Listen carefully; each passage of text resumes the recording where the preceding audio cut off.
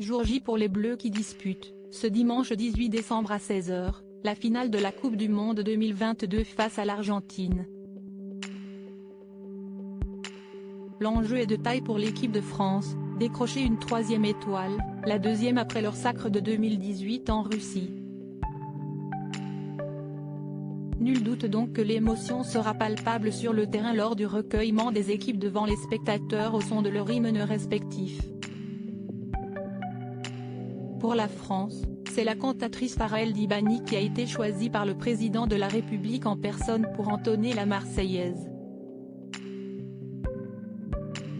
Ce n'est pas la première fois que le chef de l'État sollicite cette artiste égyptienne. En effet, il avait déjà fait appel à son talent pour interpréter l'hymne français sur le Champ de Mars à l'occasion de sa réélection en avril dernier. J'ai ressenti une force, quelque chose de très profond, s'est souvenu Farah El Dibani auprès du Parisien. Nul doute que les équipes et les partisans d'Emmanuel Macron présents ce soir-là ont eux aussi vibré lors de son interprétation. La jeune femme de 33 ans est membre de l'Académie de l'Opéra de Paris depuis 2016. Cette mezzo-soprano est ainsi la première chanteuse lyrique égyptienne et arabe à avoir intégré cette prestigieuse académie nationale. Coupe du Monde 2022, les proches des Bleus présents dans les gradins en soutien. Cela me met de la pression pour autant. Passer de la scène de l'Opéra de Paris à un stade pouvant accueillir près de 89 000 spectateurs n'est pas une mince affaire pour l'artiste. Cela me met de la pression, beaucoup de pression, elle rit.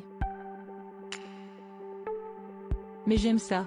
Cela me donne aussi de l'énergie et du courage, a-t-elle confié à nos confrères, juste avant d'embarquer dans l'avion présidentiel qui l'a emmené, ce samedi 17 décembre, au Qatar aux côtés du couple présidentiel. Même si elle avoue ne pas être une grande fan de football, Farah El Dibani considère cette opportunité comme un immense honneur. C'est important pour le pays, pour les Français, mais aussi pour la France dans le monde. En plus, la Coupe du Monde se passe dans ma région, la région arabe, s'est-elle réjouie dans les colonnes du journal francilien.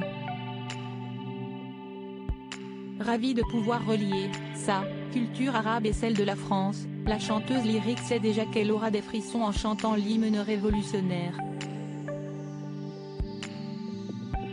Cette égyptienne germano-anglophone de naissance a indiqué avoir entamé les démarches administratives pour obtenir la nationalité française.